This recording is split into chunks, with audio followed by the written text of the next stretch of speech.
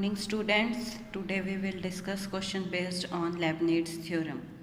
First question is find the nth derivative of x cube e raised to power ax.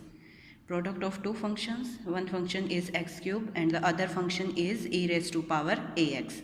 Okay, so we take one function as u and other as v. Choose v carefully such that its derivatives after some time vanishes. For example, if we take v is equal to x cube, then first derivative is 3x square, second derivative is 6x, third derivative is 6, and fourth or higher derivatives are 0. So we take v is equal to x cube and the other function is u.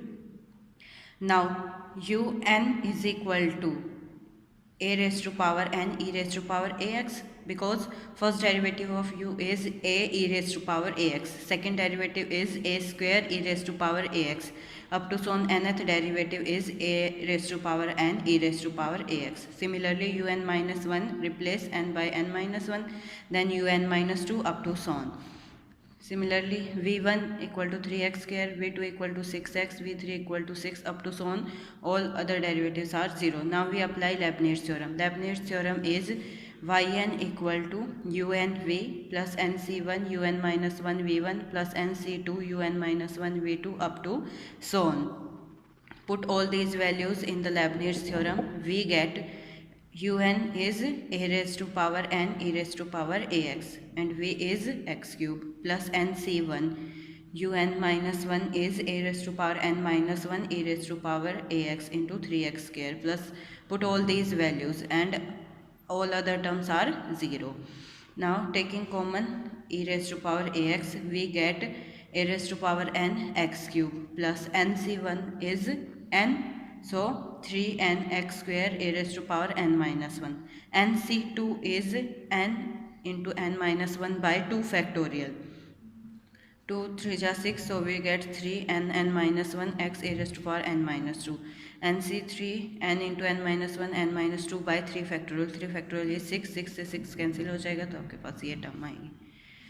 Clear. Next question is y equal to x square sin x, x square sin x, and we have to prove that yn equal to this. Now y equal to sin x, x square, so we take v equal to x square because v1 equal to 2x, v2 equal to 2 and v3 up to so on. All higher derivatives are 0 and u is equal to sin x, and we know that nth derivative of sin x is sin x plus n pi by 2. un minus 1 replace n by n minus 1. Similarly un minus 2. Now we apply Leibniz theorem. Leibniz theorem, yn equal to unv plus nc1 un minus 1 v1 up to so on. Now put all these values in the Leibniz theorem. We get yn equal to sin x plus n pi by 2 into v is x square plus nc1 sin x plus n minus 1 pi by 2 2x plus nc2 sin x plus n minus 2 pi by 2 into 2, and all other higher terms are 0.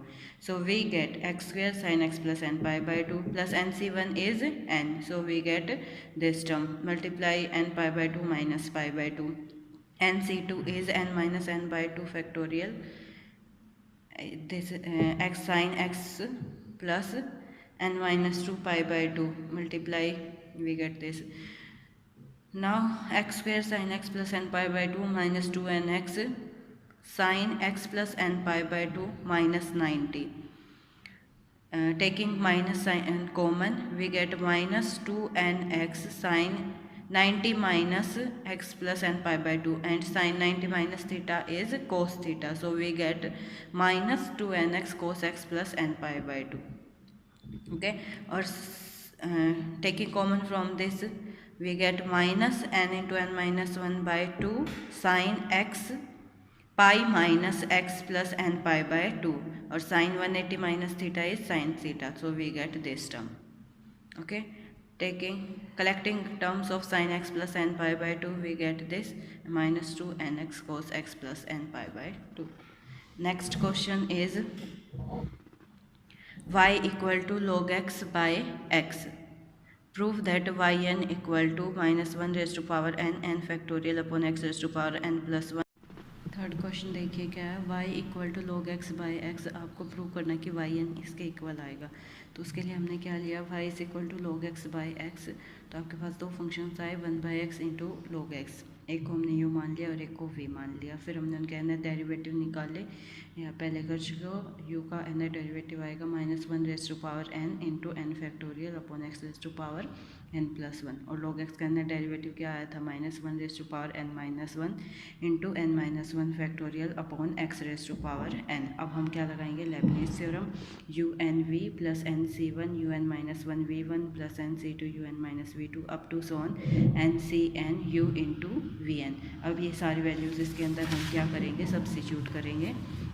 तो हमने पहले value रखी un की into v plus n(c)1 un-1 into v1 plus n(c)2 un-2 into v2 up to so on last में n(c)n u as it is और vn।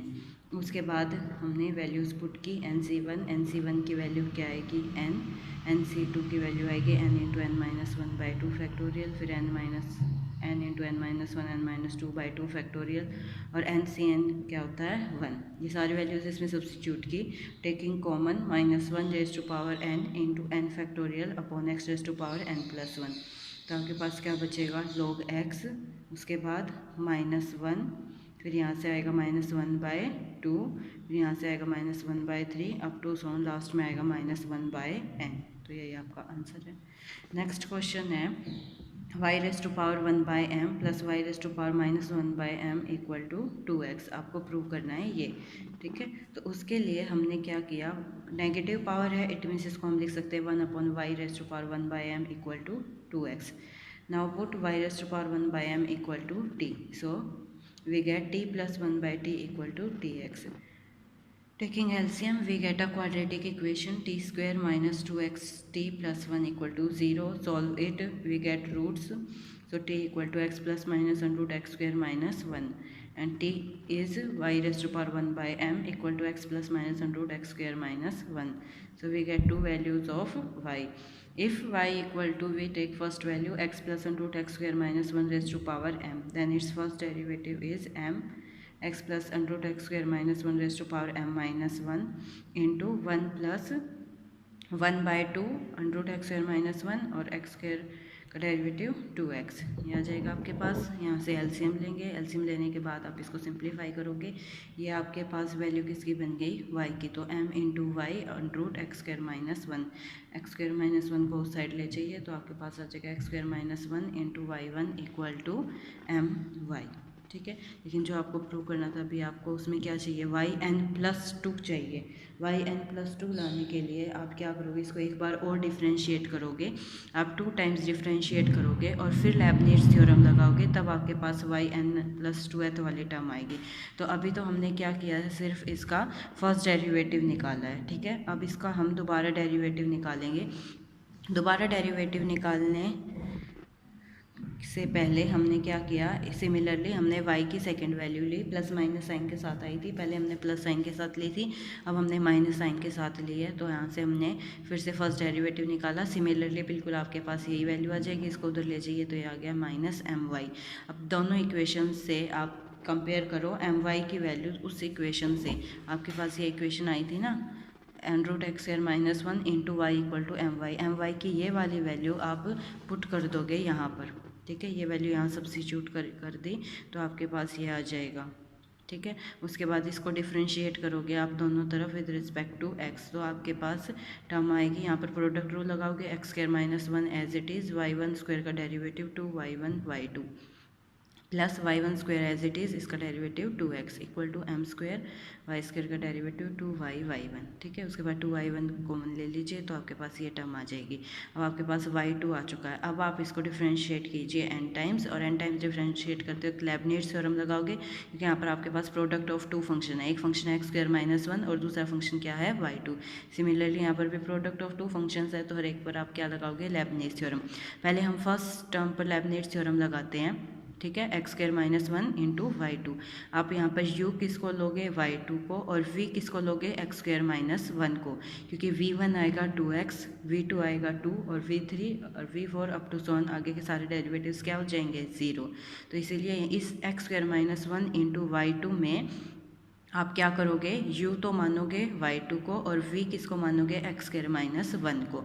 अब आप Leibniz theorem लगाइए, तो आपके पास देखिए क्या आता था लेबनीज़ थ्योरम में, u n v, ठीक है, u n यानी कि y2 का nth डेरिवेटिव, ठीक है, वो आपके पास क्या आ जाएगा, ये लिखा हुआ 2 nth डेरिवेटिव यानी कि y n प्लस 2 और v as it is x square minus 1 plus n c 1, इसका n माइनस 1 है डेरिवेटिव, उसका first derivative, plus n c 2 n minus 2 है डेरिवेटिव, इसका सेकेंड डेरिवेटिव, प्लस नेक्स्ट सारे डेरिवेटिव्स तो आपके पास क्या हो जाएंगे, 0, उनको हमने छोड़ दिया। सिमिलरली आपको लेबनीज़ थ्योरम लगानी है एक्स वाई 1 पर, तो ये आ जाएगा आपके पास, और माइनस एम स्क्वायर वाई का डेरिवेटिव क्या आ गया, वाई एन इक्वल टू 0।